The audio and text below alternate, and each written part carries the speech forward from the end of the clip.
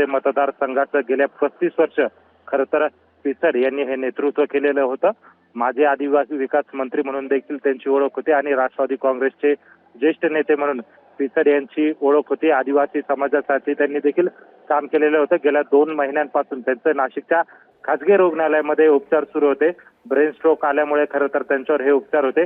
आज सायंकाळी त्यांची प्राणज्योत ही मालवलेली आहे आणि पिचड कुटुंबावर खरं तर दुःखाचा डोंगर हा आता कोसळलेला आहे। त्यांचं पार्थिव हे उद्या अकोले येथे नेण्यात येणार आहे। त्या ठिकाणी भाजपच्या कार्यालयामध्ये पार्थिव दर्शनासाठी ठेवण्यात येणार असल्याची माहिती त्यांचे पुत्र माजी आमदार वैभव पिचड यांनी दिलेली आहे। त्यामुळे एकूणच जर बघितलं तर ज्येष्ठ नेते मधुकर पिचड यांचं निधन झाल्याने आता अकोले मतदारसंघासह त्यांचे निकटवर्ती असतील वैभव पिचड असतील आणि पिचड कुटुंब यांच्यावर दुःखाचा डोंगर या क्षणी कोसळलेला आहे।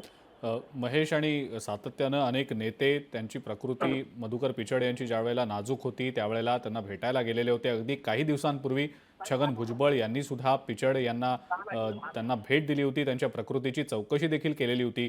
महेश, या सगळ्याबद्दल नेमकं काय सांगता येईल? अगदी खरं आहे अजिंक्य, खरं तर बघितलं गेलं तर गेल्या अनेक दिवसांपासून त्यांच्या प्रकृतीची विचारपूस करण्यासाठी ज्येष्ठ नेते छगन भुजबळ असतील, बाळासाहेब थोरात असतील यासह विविध पक्षांचे नेते जे आहेत ते या ठिकाणी येत होते। अगदी प्रचाराच्या काळात देखील त्यांनी वेळ काढून खरं तर मधुकर पिचड यांच्या प्रकृतीची जी विचारपूस होती ती यावेळी केलेली होती। मध्यंतरी ब्रेन स्ट्रोक आल्यानंतर खरं तर त्यांच्या प्रकृतीमध्ये सुधारणा देखील झालेली होती।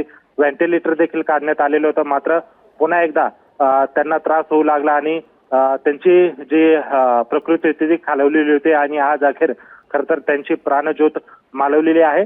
जवळपास 7 वेळेस आमदारकी ही मधुकर पिचड यांनी अकोले मतदारसंघातून ही केलेली आहे। ठीक आहे महेश, असेच आमच्या सोबत जोडलेले राहा। लोकशाही मराठी ऐका, पहा, जागरूक रहा।